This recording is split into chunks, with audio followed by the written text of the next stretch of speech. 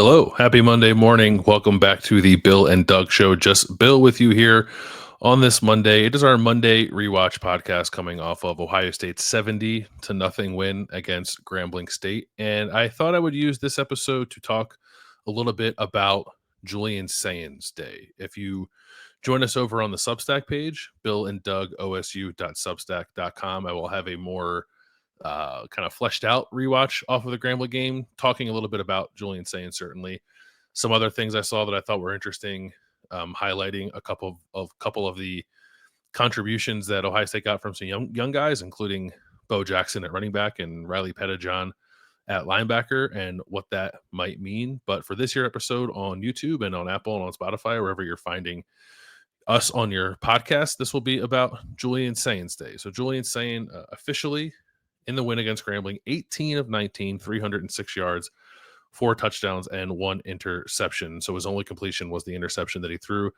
down on the goal line in the first half of that game. I think Ohio State at that point was up 28-0 and looking to go up 35-0.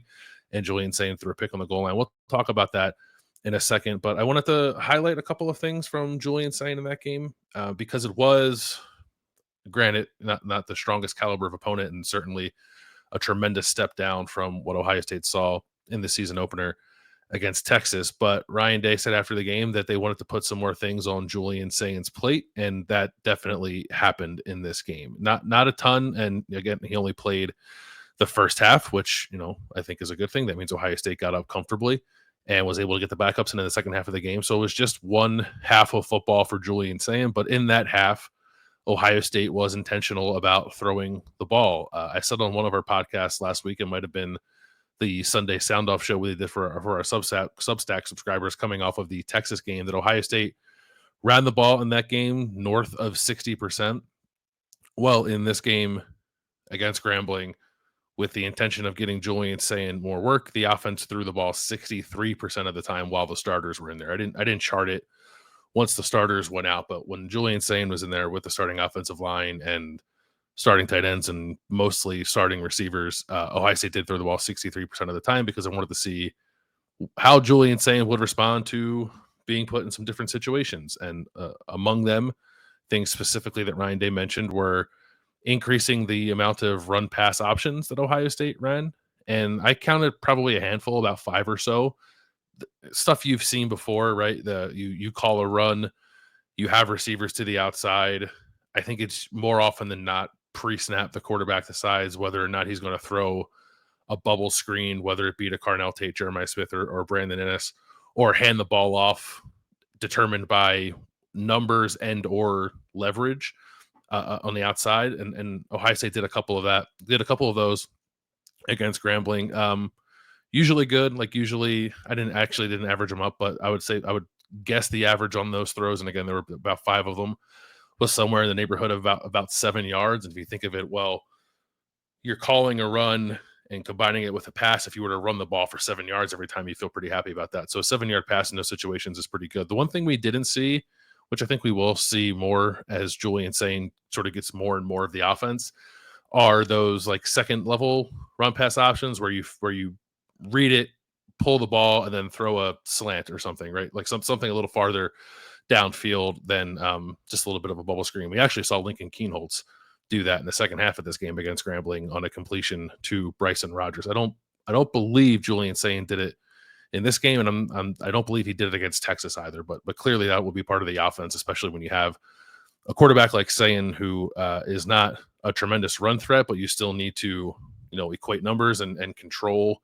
defenses and give yourself a chance to run the ball well. And the way you do that is to throw RPOs, off of those runs. So I think we'll see more of that. But in terms of calling simpler run pass options and giving Julian Sayin, a decision, whether it's pre-snap or post-snap, I think he aced all of them, probably, I would say. Maybe there were 1 or 2 where, again, because of the caliber of opponent, it was hard to be wrong. Had he handed it off, it probably would have went well. And if he threw the ball and it did go well. So you take everything in this game with a little bit of a grain of salt. I think Grambling is not only an FCS team, but a pretty bad FCS team. So Ohio State was able to do what it wanted, more or less, and was able to really like work on some things in this game and still find success and still end up scoring 10 touchdowns. But handling the RPO, handling an uptick in the pace with the tempo, I thought Julian Sayin did all of that well. I don't believe Ohio State had any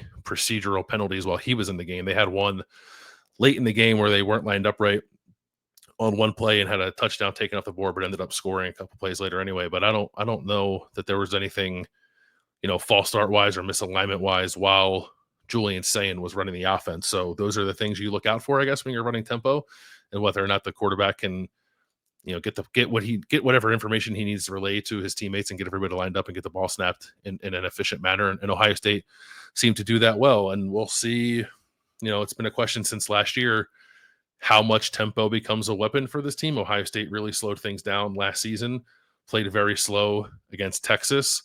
I don't know that suddenly deciding to play with tempo against Grambling is an indication of a shift back in that direction, but there will come times when Ohio State has to play faster. So this was good practice, I think, for Julian Sayin to do some of that in a game setting. And again, he did seem to handle that well.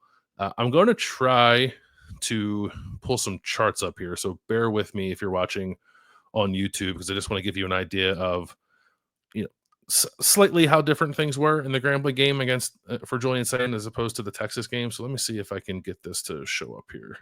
This is the passing chart from the Texas game, and you'll see if you look at the chart there that the top line, this is from Pro Football Focus, passes of 20 yards or more. Against Texas, there was just only one attempt. That was the ball to Carnell Tate, the 40-yard touchdown that ended up being the deciding touchdown against Texas. But that was the only pass to Julian Sayin in that game through more than 20 yards down the field. Now, if we look at the Grambling chart, it wasn't a massive uptick, but he did do it more in that game. There were 3 attempts of 20 yards or more against Grambling, according to this chart, according to numbers kept by PFF. So 3 in this game compared to 1 against Texas.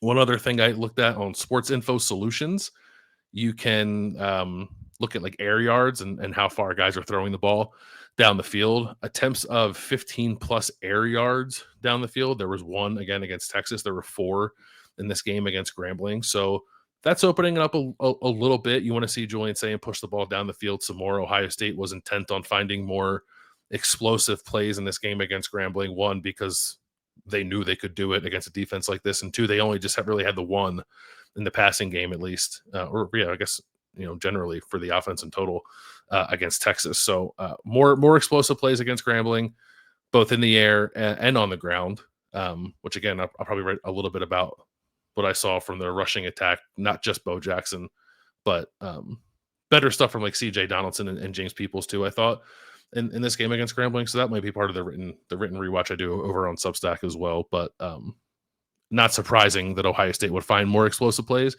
against a team like this, but it was like a directive to do so, and they did. There are plenty of teams that are massive favorites against FCS teams and come out and kind of play clunky and still win comfortably, but it probably doesn't look as efficient as Ohio State made it look on Saturday, especially with the way that it threw the ball when really like the ball didn't hit the ground. When you think about it, Julian Sayin completed 18 passes to his team and 1 pass to the other team. And otherwise, that was it. He threw 19 passes and the ball never touched the ground. So you can be better than that because you cannot throw the pick. But aside from that's about as efficient as it gets. And watching it first blush, there were guys open. I don't want to pretend like there weren't. It wasn't the highest degree of difficulty for Julian Sayin operating the offense in this game, but he had to make some smart decisions. He did have to make some interesting reads. I think there were even opportunities to build upon miscues is probably too strong of a word, but stuff that happened in the Texas game in this Grambling game. And there was one play in particular that did stick out to me that I want to talk about here. And I'll show you some screenshots. I apologize for not showing the video. I'm pretty sure I'm not allowed to. So I'm trying to show restraint there, but I will show you some screenshots. So here is play from the Texas game that I think we all remember. So this is the 4th and 1 pass that went to Max Clare that Max Clare dropped on the sideline, and a lot of people, myself included, afterward were talking about why didn't Julian Sayin throw the ball to Jeremiah Smith, who, if you're watching on YouTube and you look at the screenshot, bottom left of the screen, the guy in the red jersey that is about to run past the guy in the white jersey, that's Jeremiah Smith. And there is no other guy in a white jersey that is lingering deeper off screen to cut off this route. This is a wide open go ball for Jeremiah Smith, but Julian Sayin doesn't throw it, despite, I think at this point in the play, I think you could reasonably expect that he should see Jeremiah Smith breaking open. The explanation, which I kind of get, was that earlier on in this play, Julian Sayin thought the safety in the middle of the field was perhaps gaining more depth and trying to come over to Jeremiah Smith before ultimately kind of flattening out and running with Max Clare toward the sideline. So that's why he didn't throw the ball deep. That's why he threw the ball to Max Clare. Again, like, there were 3 guys open. Julian Sayin threw to one of them and it should have been caught. So it's not like it was a bad play.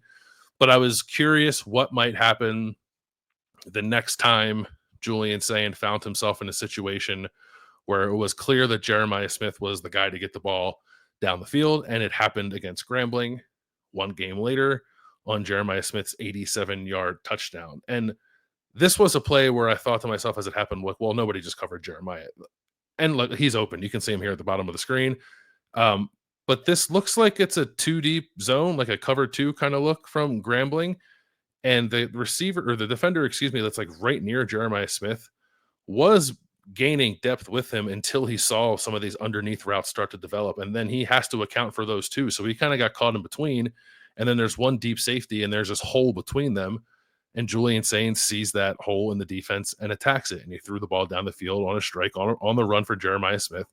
And he got an 87-yard touchdown out of it, which I believe was the longest pass play in the history of Ohio Stadium. So not only was it a bounce back from, not doing something he probably should have done in Texas, he made a little bit of Ohio Stadium history while doing it. So again, like, I don't consider this the most high degree of difficulty of throw. You're throwing to a pretty open Jeremiah Smith, but there's a measure of anticipation involved with this and understanding what the coverage is and how you're attacking it. And again, like, mostly not letting the opportunity to throw the ball to a wide open Jeremiah Smith go by the wayside, because like, as I said, during the week leading up to this game, those just aren't going to happen a lot with the attention that Jeremiah Smith gets. So when they do happen, you have to take advantage of them.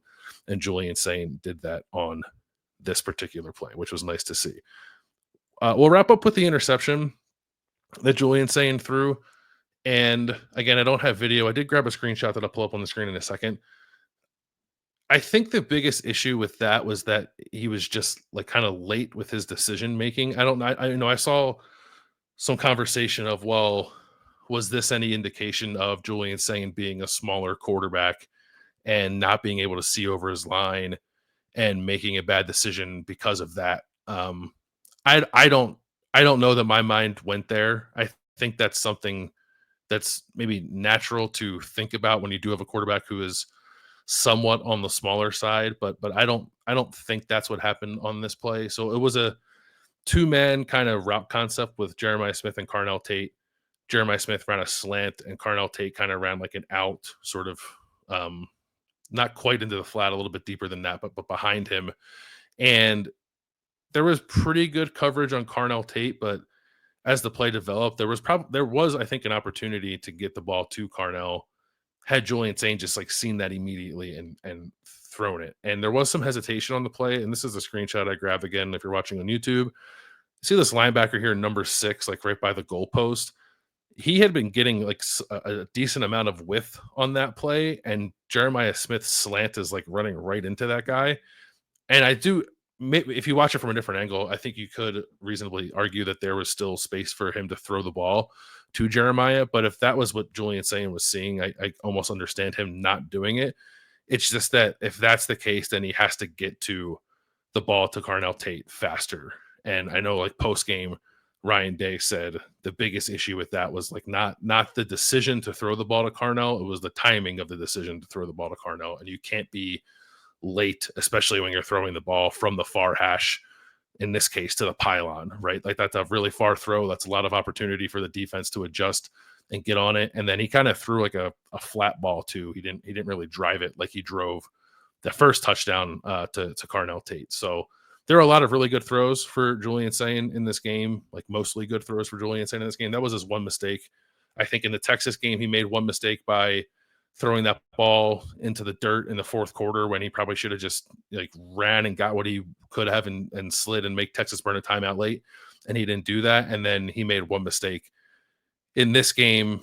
And it was a mistake more of like processing speed, I guess, than it was like necessarily decision making. But you make a mistake like that in a game, you win 70-0, and you take it as a learning experience and you move on from it. So if there can be a silver lining in such a thing, I think one exists when you're playing in a game like this.